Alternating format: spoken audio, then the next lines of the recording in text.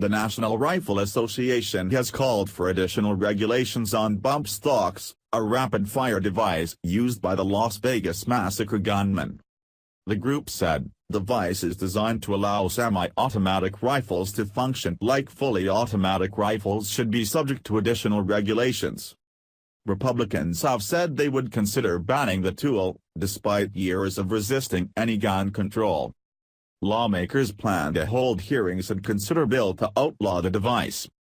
The NRA called on Thursday for regulators to immediately review whether these devices comply with federal law. President Donald Trump later told reporters his administration would be looking into whether to ban them in the next short period of time. In the aftermath of the evil and senseless attack in Las Vegas, the American people are looking for answers as to how future tragedies can be prevented, NRA chiefs Wayne LaPierre and Chris Cox wrote in the statement.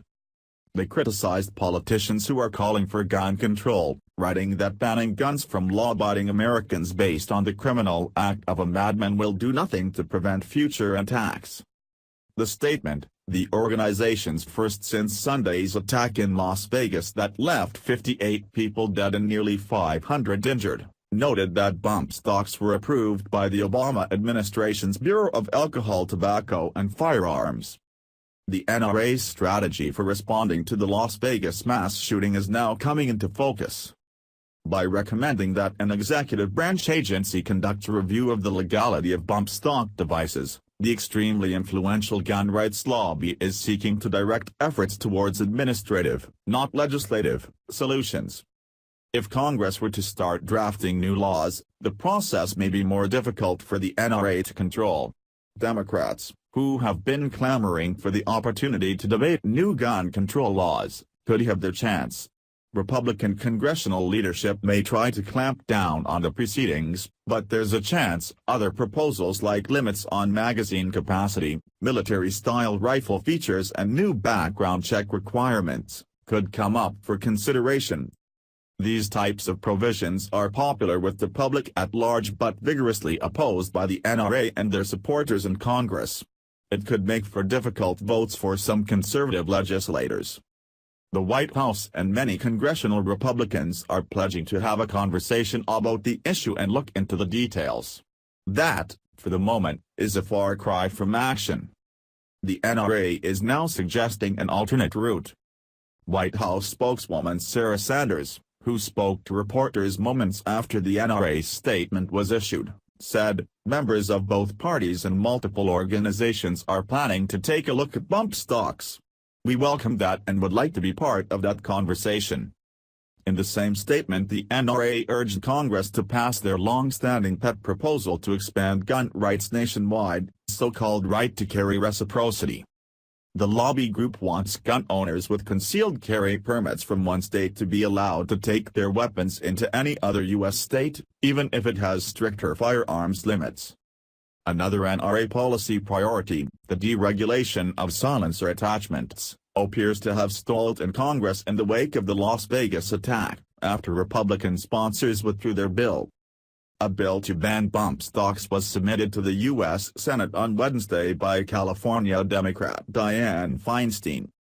A Republican-led version of the bill may be submitted for debate as early as Thursday, Florida Republican Carlos Curbelo told reporters. He said there was growing bipartisan consensus and that his office had been flooded with calls from other lawmakers interested in the bill. I think we are on the verge of a breakthrough when it comes to sensible gun policy, he told reporters. Bump fire stocks, also called bump stocks and slide fire adapters, allow semi-automatic rifles to fire at a high rate, similar to a machine gun. But they can be obtained without the extensive background checks required of automatic weapons. Ask survivors of the Las Vegas massacre about gun control and you may well hear the sound of silence. The cultures of country music and shooting overlap and many concert-goers remain strong supporters of the right to bear arms. It's obviously kind of a touchy subject, singer and performer Crystal Goddard, 35, told me after recounting the horror of her escape from the gig. I think that guns are just a symptom of other things going on, she said, although she added that she did not understand why anyone needed to own an assault rifle. There is some support among survivors for banning bump stocks, but there is also a realization that doing so does not amount to serious gun control. And all the while the killing continues. 59 people died here on Sunday. By Thursday afternoon at least 87 more people had been shot and killed across the U.S., according to the Gun Violence Archive.